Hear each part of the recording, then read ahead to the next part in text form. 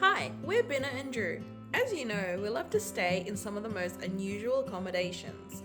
This time, we found ourselves in the world's deepest sleep, in an old slate mine in Wales.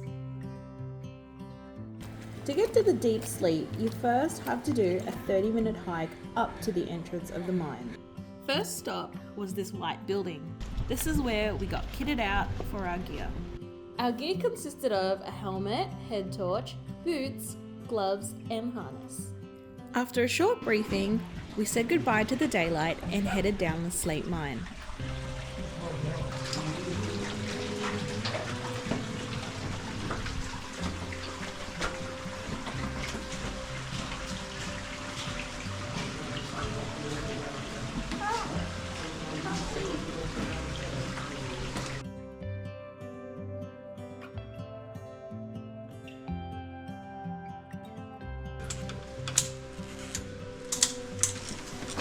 In the pitch darkness, with only our head torches to guide us, it was literally just follow the leader. And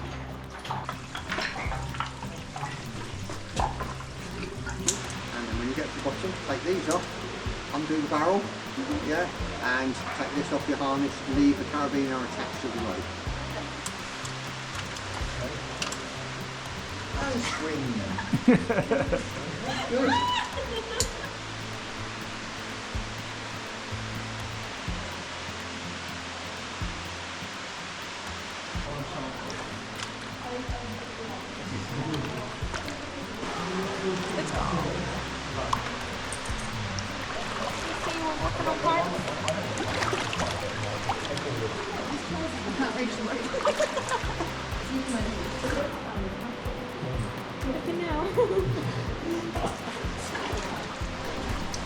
Oh my gosh.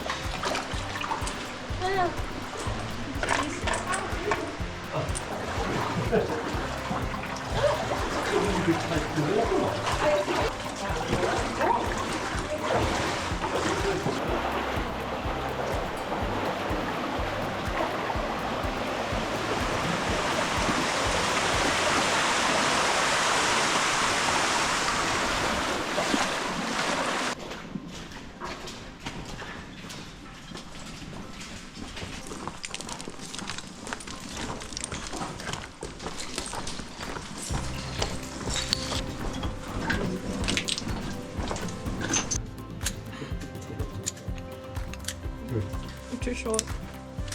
Okay.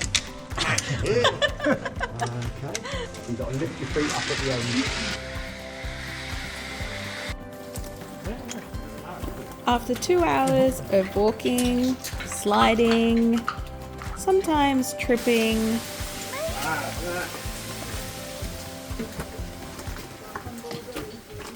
Yeah.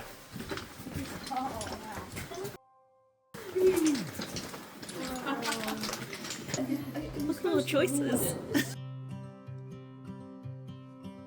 Where are you going? I think I'm gonna go the mushroom risotto. Yeah.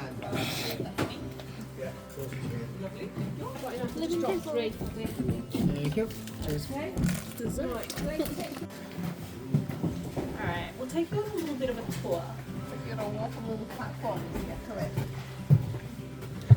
Oh my gosh, it's so far in! So much further than I thought. Oh my gosh!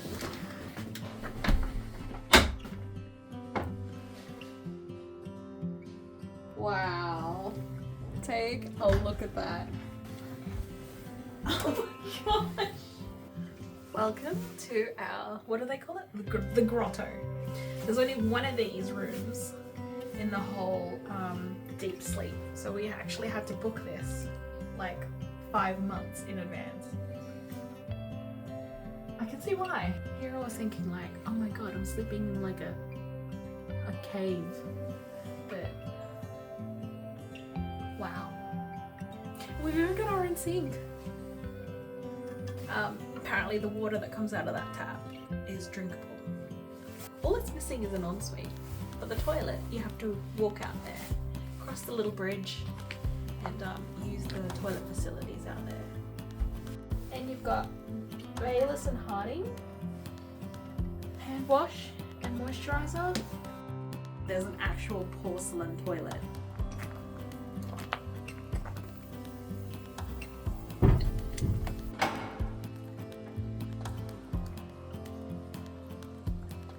There is electricity. It's very limited, but they've set it up so that you can have lights down here and heating.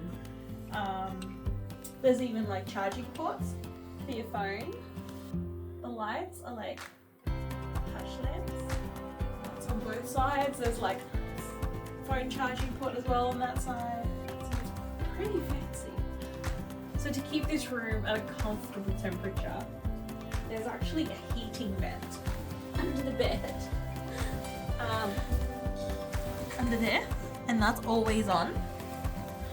Did I mention the log heater thing? Our socks are currently drying. They got wet on the way down here, so they're drying there at the moment. It's like a steady 10 degrees all year round down here. So to keep everyone comfortable and warm, there's like a heater in all the rooms. The other rooms are like cabins.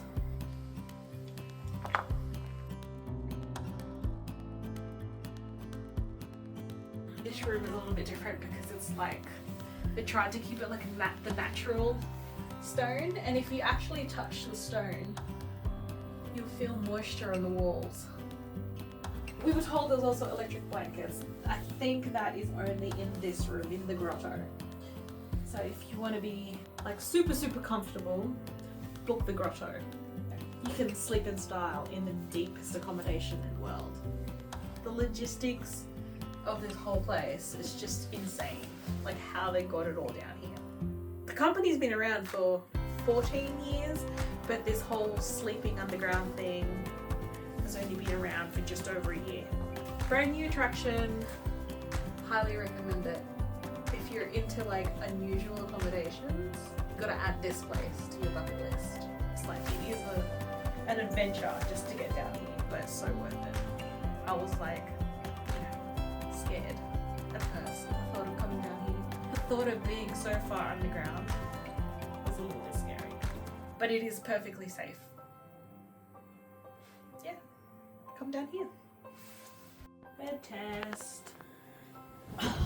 It's pretty comfy, very soft, but comfy.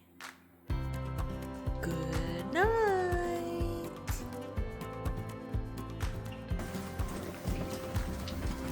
After what was probably one of the best night sleeps we've ever had, we had a quick breakfast and made our way back to the service.